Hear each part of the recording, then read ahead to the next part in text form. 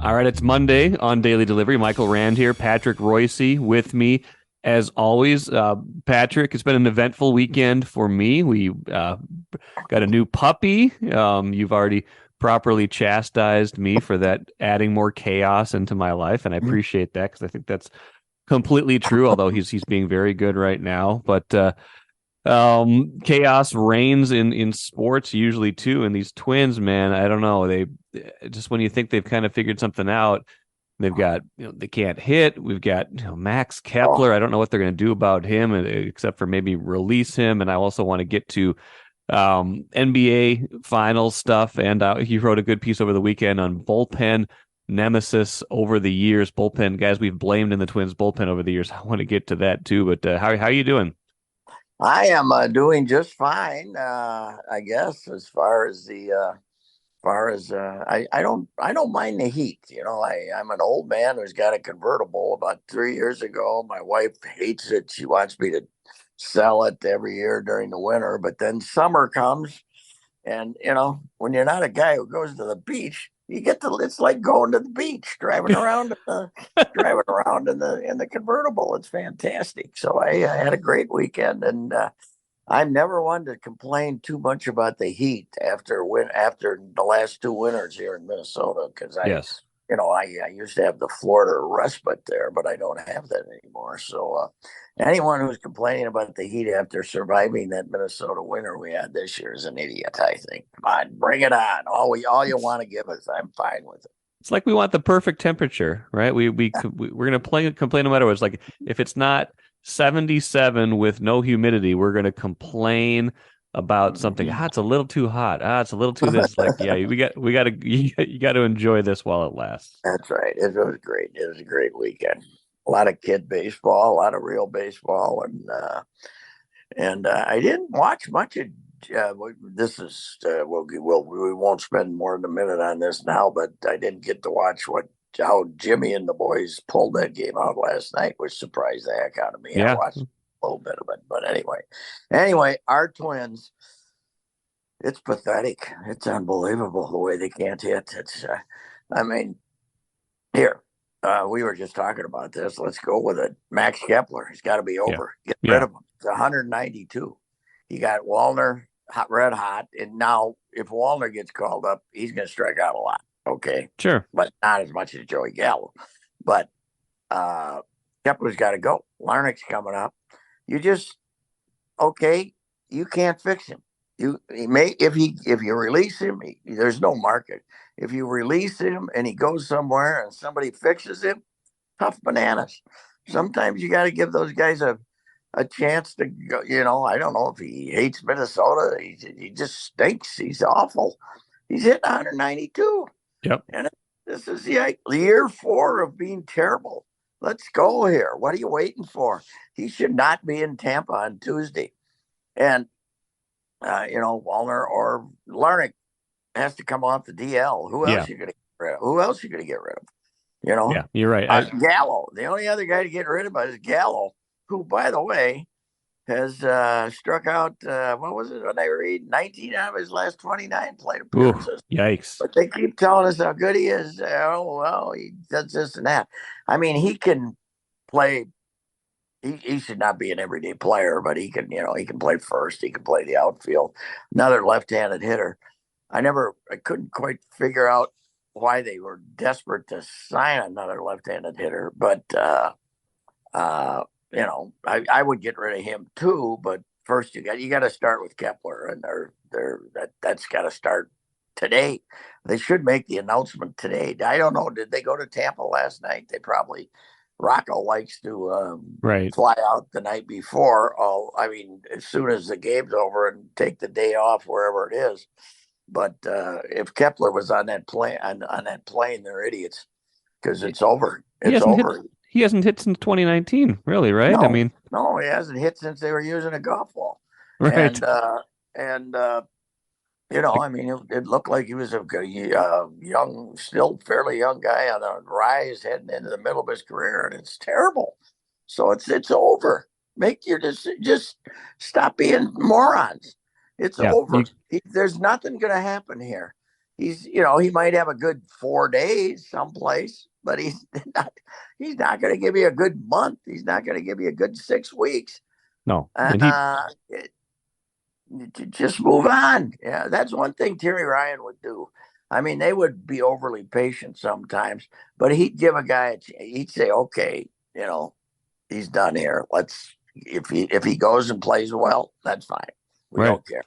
We don't care. I don't. What are they trying to avoid? What are they trying to accomplish by keeping him? I know. I guess it's at this point, it's just loyalty and hope that you can recapture that. But it's been, like I said, it's been 4 years, and he doesn't really show. I mean, and usually when he's been bad, it hasn't been this bad. But we've given him all sorts of excuses, right? Oh, he wasn't quite healthy. Now there's not the shift anymore. He can, and Yeah, he's gonna be better look now. He's in out the now. best shape of his life. Blah blah blah. It's like they can't have any more holes in this lineup. This lineup is no good anyway. You can't be giving Yeah. that many at bats to a guy who's not productive. No, especially when you have options, Yes. Larnick, I'm not gonna have a parade for him. He might hit 215, but he's gonna hit some home runs. And he's got some power. And Wallner has, he came up the last time and he was awful right off the bat, and then he had a 6, 7 straight times on base, and ever since then, but he's been out of his mind. Give him give one of those two guys a chance. I mean, it's got to be Larnick first, I would think. But and then the other thing is left-handed hitters. Julian, that kid can hit. You might Yes. have to you got to find some place for him to play Right. because he's a hack at second base. But Yes. he might have. Maybe you should give him a first baseman's glove, and then he can move Carroll off to the outfield sometimes, and whatever. They got an abundance of left-handed hitting options, and Kepler is a left-handed hitter who can't hit. It's over. Get rid of him. Yes. Ha- has the American League Central now? Let's go back to 2002, the first year the Twins won the division after those largely 10 years of futility. Between 93 and 2000, it was futile. Let's start with 2002 when they won the division. Has the American League Central ever been worse than it is this year? Because I know No. it's usually bad, but it feels, I mean, they're still winning this division by a few games, even though they just lost twice to the Guardians. It's as bad as I can remember seeing it. Cleveland last year turned out to be a pretty good team. It looked Yes. as bad as it had, but it turned out to be a pretty good team. But there's nobody this year. I mean, the White Sox are going to win it by going 79 and 83 or something like that. I think you can have an under 500 team. This is the worst it's ever been, no doubt about it. And they're not playing each other as often, Right. so that doesn't fool them. But you go back to the 2002 to 2010, it was pretty good. Yeah. Detroit was really good. The White Sox won a World Series. They were in some World Series, and Detroit was in one. White Sox were in one, and Detroit was spending money and didn't reach their potential. But it was they had the game 163s, and it was good. Yeah. But this is the worst it's ever been. It's awful. Yeah. And you know what? The only division to compare for being awful is the National League Central. Yes. If you decided to only have 3 leagues and do it geographically, the Central would still stink. Even if you put Yes. the two of them together, the Brewers are like the Twins. They're awful, and I think Pittsburgh just passed them. Pittsburgh had like 3 weeks where they didn't win a game, and they're in first place there. So they're the two cent. Apparently, Middle America is not a good spot for No. baseball right now. Wow. Well, the Cardinals being terrible makes that bad too. But this is the worst it's been. And last night, I happened to flip over to the Texas late when I flipped over to the Texas game. Right? Okay. Have you seen what's going on there? No. These guys are unbelievable. This was 16th game with 10 or more runs. Oh, wow. They're absolutely killing it. And I watched 6 batters, and they hit 5 rockets, including one by Mitch Garver and one by Robbie Grossman. Robbie Grossman. Robbie Grossman. That's a name. Robbie Wow. Grossman. They're killing it down there. And these guys, it doesn't, Joe Ryan, the other day, Sonny Gray is rolling along and he hangs a breaking ball and they hit a 2-run homer. You're over. You lost. Yes. The game's over. There's no way these idiots are going to come back and get you a run and get you back in the game against the Cleveland bullpen. And then, same thing yesterday. Joe Ryan was great. So what? You get a loss. It's you can't just keep rolling the same guys out there, and you sure as can't do it by having Joey Gallo lead off, which is the stupidest. Let's lead off the game with a strikeout. How's that? Let's get this. Gene Bach used to, put his best on base guy leading off, and then he bunt him to second, trying to get the first run. I never agreed with that, but let's lead off with one of the worst strikeout guys in the history of baseball. That's a good idea. God, they've been so stupid. I got another thing to tirade on here. Okay. Yes. Carlos Correa. Yes. Bad foot, plantar fasciitis, some version of plantar fasciitis, which covers a lot of territory. Yes. Right. 1/3 of the way into the first year of at least a 6-year contract, by the way. And you don't play him all weekend. And now you're going to Tampa, artificial turf. Yeah. And Toronto, artificial turf.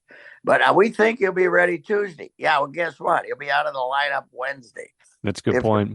Why didn't they DL him on Saturday? Let him take 10 days off and then say, hey, by the way, when you come back, try to start earning your money because we didn't sign you to be a $200 million guest hitter taking fastballs down the middle of the plate for strike 3 about 3 times a week. So he's been a tremendous, he's a hell of a shortstop when he plays, but you can't be paying a guy $200 million to be an out in the middle of your lineup. He's hitting 200 too. Yes, he is. Or something like that. No, it's bad. And it's brutal.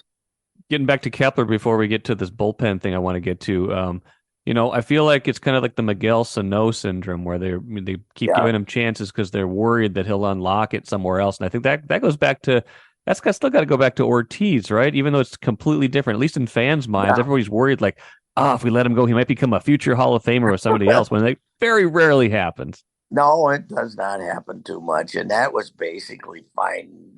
They weren't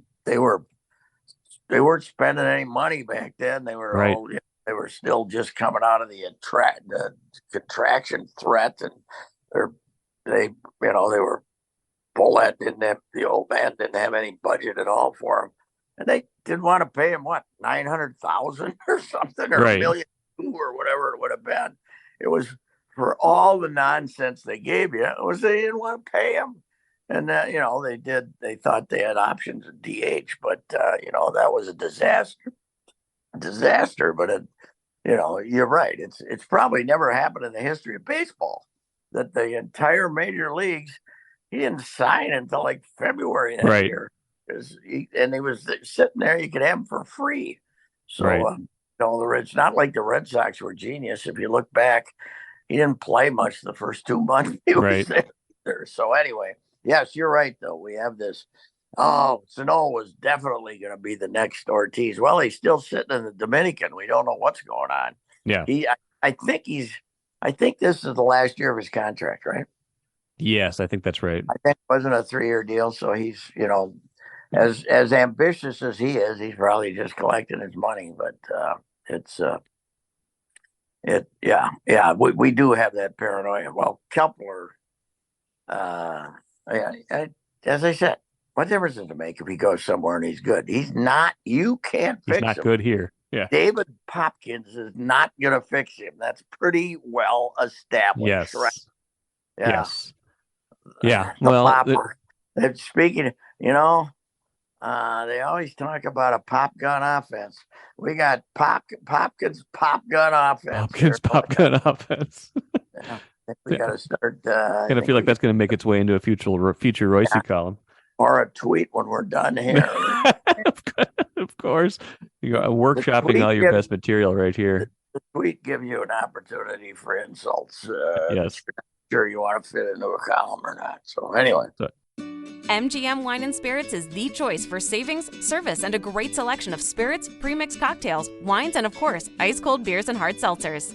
With over 30 locations throughout the Twin Cities and beyond, there's an MGM near you. Head to mgmwineandspirits.com to find a convenient location in your area. Get social. Follow MGM on Facebook and Instagram for all the latest news and trends. Make great moments with MGM Wine and Spirits, your locally owned and operated choice for over 50 years. Save time, save money. Shop MGM.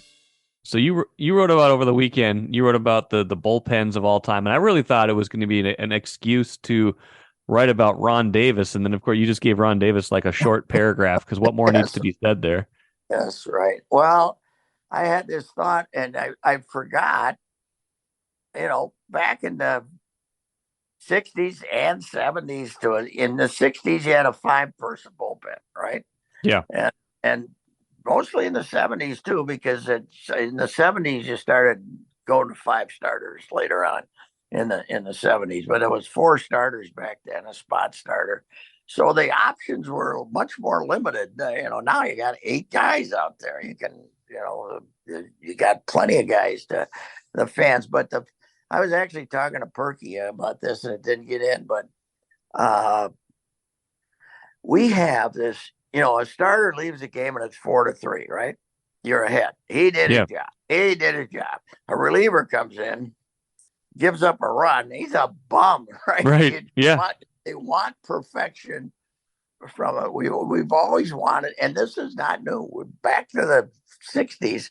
We always wanted perfection from the relievers because they had the easy job. All I got to do is, back then they pitched 2 innings, sometimes 3, but Soupy Campbell pitched 162 innings as a closer in 1996.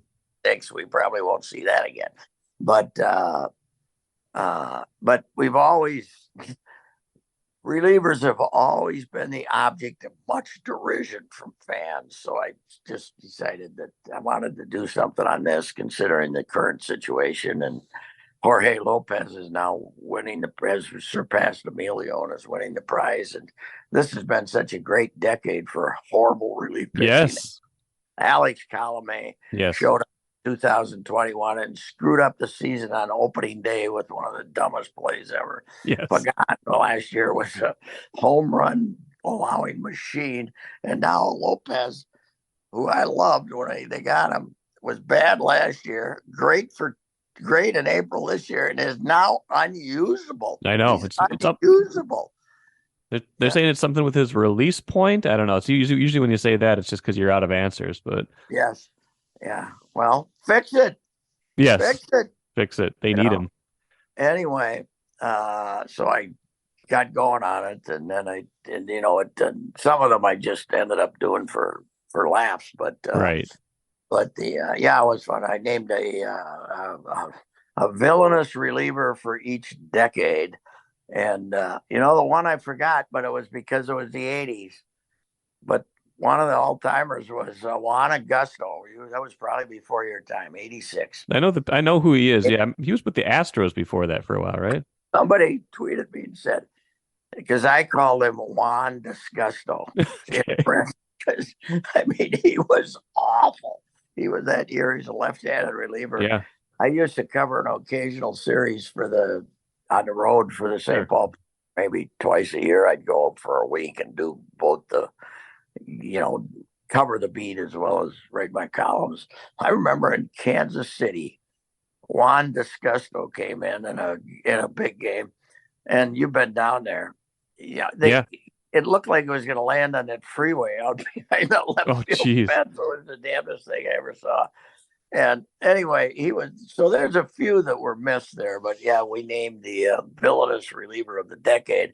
And the 2 guys that were just layups are Ron Davis in the 80s and then Matt Capps in the 2000s. Capps was his numbers weren't awful once they got him. I think we all got upset because they didn't really need him. Well, I don't think it was 2010 that they got mad at Capps. I think it was 2011 that it really started. He was brutal. Yeah, he was brutal. But and it looked like Wilson Ramos was going to be a star. It didn't turn out that way. But they needed the catching and they let this kid go, and it was like redundant to get him. They had that Rauch who was Right. unreliable and one of the surliest human beings I've ever encountered in a clubhouse. But they didn't really need him, and to win the division that year with that club, and they had other options in that bullpen too. So that was a bad one, but it was kind of fun. And What were the Twins doing to poor Juan Agosto? Because I'm looking at his stats right now. 1984 with the White Sox, 3.09 ERA. 85 with the White Sox, 3.58 ERA. 86 with the Twins, 8.85 ERA. Next year with Houston, 2.63 ERA. Next year after that with Houston, 2.26. Year after that with Houston, 2.93. He just needed to get out of the American League, I guess. 86, that was the Rabbit, too. That was Ray Miller, the pitching genius. I don't know. He must have tried to fix him, right? Wasn't that the Rabbits last year, right? And then he gave up 43 hits in 20 and a third innings. How many bombs? Just one. That's the thing. 14, but 14 walks and 43 hits. His WHIP was 2.8. Almost 3 base runners per inning. That's not good. You're right. How did that? He didn't. Maybe he didn't like our clubhouse culture. I don't know. Maybe he didn't like pitching inside. I don't know what it was, but he was pretty good anytime he wasn't here, at least in that stretch. Yeah. Well, he definitely, and if he'd been in another decade, he would have been a candidate because people just said. But the Davis thing, of course, it's. Oh yeah. He is probably one of the 10, maybe 8 most memorable characters in the history of the franchise, the good or bad, right? I mean, everybody just remembers Ron Davis. We used to have Monday Night Sports Talk then, Such and I, and we had these young men from White Bear Lake who called themselves Toads, terrorists organized against disgusting sports, terrorists. And they came. I think they're the ones who came up with, your motto for complete futility used for everything was bring in the Davis, bring in the Davis, and it became a legendary thing as part of that show. Bring in the Davis. It was Doug Grove basically saved him from the most verbal abuse ever. He had one of those, I think it was in New York. He had one of those disasters at Mattingly, he hit a home run. I mean, he had them. They were so endless. And he just blew this one, and people were this was it. They couldn't take it anymore. And there was going to be and he came back, and for some reason, I think they were starting a homestand on a Thursday afternoon or something. And it was, and Doug wrote this column about RD, or maybe they were off Thursday and it was on Friday. And Doug wrote this column about Davis taking all these kids from the city, fishing up at that place in north of the Twin Cities, Trout Air or someplace. Okay. Doug wrote this feel good column about him, and people actually applaud. That's what the newspapers. We were the source for Twins complete source for Twins information. Yeah. And people gave him an ovation when he came in. I can't remember if he blew it as he usually did, but my other great Ron Davis memory is the Twins were in Chicago, and I was covering. And Harold Baines was batting. He was about to fritter away like a 3-run lead in the bottom of the ninth. And Harold Baines was batting, and Davis threw him like a 3-2 slider. Okay. And Harold swung through it. Okay. And like the whole field froze for like 5 seconds because his RD's teammates couldn't believe it. It was like, wait, we won? The White Sox couldn't believe it. And finally, Davis kind of punched this guy with this like little, but kind of a mild punch of the sky in celebration. And then the Twins all jumped up and went crazy. But it took 5 seconds for people to actually believe Davis hadn't blown the game. So that's amazing. Yeah, it is. He was a good natured guy. He was crazy or And, who knows. and the thing about him is probably the reason he's so memorable too is like he was the closer for like 4 seasons. Like they Yes, didn't have any other, they didn't have anything better to do. So he saved like over 100 games, but everybody probably remembers the 30 or 40 that he blew. So it's like but he just kept getting chances either by default or I don't know what it is. But you look at his numbers and he had a they're good not arm. as bad They're as I not. thought they would be. No, they're not terrible. He had a lot of saves and everything, but it's just when he had a disaster, it was so Yes. memorable. It was unbelievable. My favorite moment with him is I was sitting next to our new ball writer's father. It's Okay. Bobby Nightingale Jr.'s Yes. dad, Bobby Sr., who was goofier than hell, but a great reporter.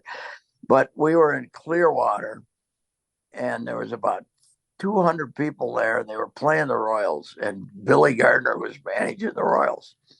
So I went up there to see Billy, who I loved, and we're just sitting down there in the corner of the dugout, and he's sitting in the corner, Okay. and we're BSing during the game. The three of us are just kind of talking. And I said, and they had a big right-hander named John Davis, who was like a rookie and looked like he was going to be one of the things. And I said, "Hey, Slick, how's this guy throw the ball?" He said, "He's great. I love him." But he says, "What do you think the odds of me having a big right-handed goofball in my bullpen ever again?" Yeah. Davis. Right. Right. John Davis, he should have been on the club, but Gardner was still so upset about Ron Davis. He didn't want It's like too close to Ron Davis. I think he ended up for him later that year, but he didn't want another one of them. That's funny. Yeah. The point you made at the beginning is a good one too. Like we demand near perfection from relievers, whereas starters, we define a quality start still as an ERA that could be 4.5, right? 6 innings, 3 earned runs. And the other thing is that relievers we just want. The other thing is all the starters have to do is give us a chance, right? Right. You give us he gave us a chance to win the ball game. I left 3-3. I thought I gave it, and the manager gave us a chance to win the game. He wasn't great, but he gave us a chance to win a game. Well, he battled. If it's 5-5, they'll say he gave us a chance to win a game. Right. Well, guess what? If anybody gives up 5 runs with this collection, you didn't give them a chance to win the game. No. 3, you didn't give them a chance to win a game. Unless it's the 1 or 2 days out of the week where they score, and as opposed to the 4 they don't. I mean, which distorts their offensive. Yes. Terrible. I think it's now. Well, they had one yesterday. They have one Saturday too. How many? They had 2. I think they had 2 Saturday. I think it's 21 games with 2 runs or less now. Yeah. I think it's 21 a game. That's more than a third. More than a third. Yeah, it's brutal. But hey, we still got Max in there. We'll turn it. First place Twins. Maybe we'll lead Max off now again. Do something. Do something for goodness sake. Let's get some NBA before we get out of here, because that was that was an interesting game. It kind of felt like the Nuggets were completely in control of game 1, and it looked like the narrative was the same in game 2, but the Heat just kind of rained down a bunch of threes. They made almost 50% of their threes, and they, whether you want to call it stealing a game or whether they're just whether they're good enough to compete, I guess we'll find out. But that series got a lot more interesting with that fourth quarter surge they put together. Yeah, and it is interesting because we look at him as this tough-minded team because their 2 best players are Butler and the center out of Bam. Yeah, Bam, whatever his name is. I mean, but they've won several games shooting the 3. They got 3 of these. They got Vincent. They got Max Kepler, yeah. And then they got Duncan Robinson, who had a lousy regular season, but has made some big shots, and he basically won the game for him yesterday. I was watching extensive highlights late last night, and they're just raining threes, and Jimmy's even making some threes. Yes, never was his strength, but no. Yeah, it is. It is a heck of a lot more interesting than it was now, and I'm sure the NBA is very happy. The other thing about Denver is, I mean, Jokic is great, but boy, do they rely on him. Oh yeah. I mean, he's got to do everything, and if he's not, if I mean, he was good again last night, really good, but if he has a bad night, they really can't beat you at this time of year, and so they're not terribly deep, are they? I mean, No, they're not. No, they a couple yeah, of games played 7 guys, so I know. so it And might. I mean, they've had time in the playoffs because they haven't had to play that many games, but it's getting late in the year for not having much depth. So, and plus, I think Malone's a good coach, so that he'll be fine. But Spoelstra's better than anybody, so yeah. that's gives them a chance too.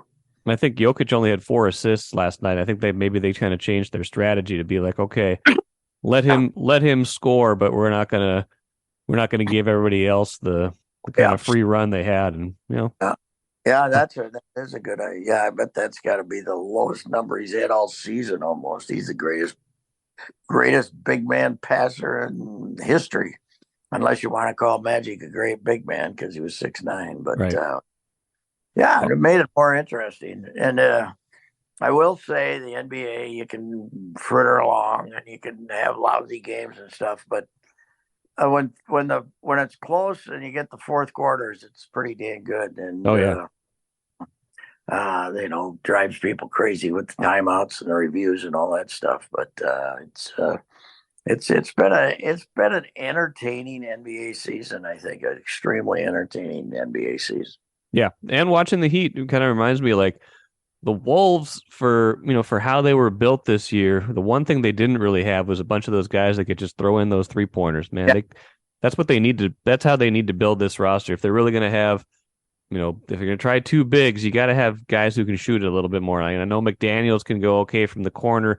Edwards is a willing 3-point shooter, but he's never going to be better than 36, 37%. Good enough Probably, to. if he's lucky, he'll shoot 35%. Good enough that they got to honor it so he can get his drives. But none of these guys are just those guys that come in and you worry that he might make 8 threes in a game if he catches fire. They just don't have those guys right now. No, and Miami, where do they find these guys? They're all out in the place. There's none of them. What, they got 3 or 4 undrafted, right? Yeah. I heard Stephen A. babbling about one thing the other day. These aren't undrafted players. Well, yes, they are, Stephen A. They weren't drafted. He said they don't play like undrafted players. Well, that's the point, Stephen A. They're getting undrafted, right? Who make threes in big situations. Yeah, that's the point. They were undrafted players. Technically, they were. Yes, technically they were undrafted. Let's give it credit though for a guy who's built his entire career on saying stuff he doesn't believe. Stephen A. is unbelievable that he has found the way to deal with modern American sports fans, which is just scream about nothing.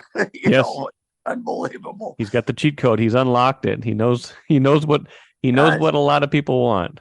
Yeah, well, or don't want. Either one. Yes. Yeah. Give them either what they want or they don't want, but don't give them anything in the middle, right? That's no middle ground. No. Yeah. Common. Unbelievable. Final thing, Patrick. I didn't talk to you about this yet. Live, by the way. Let's say that, man. What's that? Reusse Lewis didn't break his neck. Yes. So happy about that. Anyway.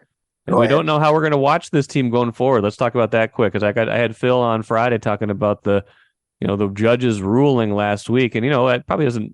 It might not mean a whole lot to a lot of folks, especially if these games just kind of end up getting shown on a different channel. Even if Major League Baseball takes it over, just the idea that Major League Baseball could take over broadcast in the middle of a season is still. I'm trying to wrap my head around that. Well, and is Bally going to let them know if they're making the payment beforehand, or are they going to wait till the deadline? I don't know. That's a good question. July 1st is the next one that they got to make. Yeah, they got to make.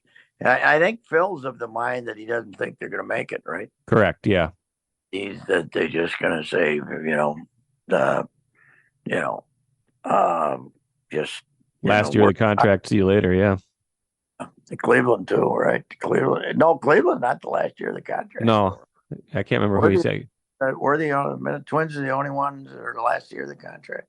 Yeah, but I mean they've already taken over the Padres broadcast. It's just like it's a very strange.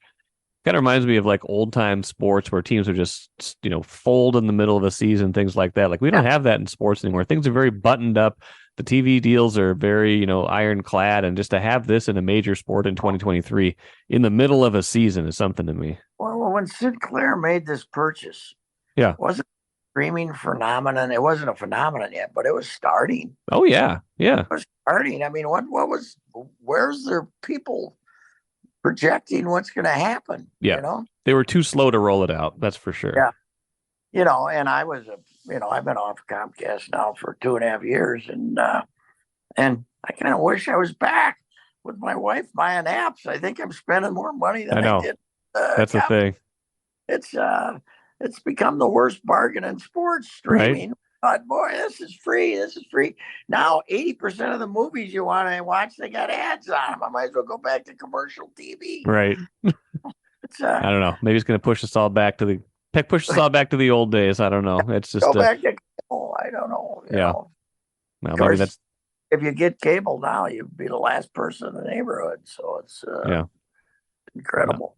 I don't know. We'll see what happens, but just the fact that it could happen in the matter of weeks or something is something, and it continues to be, like I said, the thing that I get the most email about, because it affects how people watch sports, and all people want, like I wrote about the other day, all people want at the end of the day is access to their teams for what they deem a reasonable price, and they've been botching that for a while here. And my generation, the few of us that are left, is having big problems with stuff going to Apple and this and I can find it because I got my wife, but it's if you're home alone and you don't have any kids around and you don't have anybody helping you trying to find stuff, it's not easy. You know? As Sid used to say, the shut-ins are having a bad time trying to find stuff, and it's going to get a lot worse. So. Yeah, I agree. Well, all right. Maybe they're better off not watching the Twins sometime anyway. We'll see. Yeah. As long as it's Kepler. Boycott them as long as Kepler's playing. All right, Patrick. Appreciate it. We'll get you again next week, all right? All right.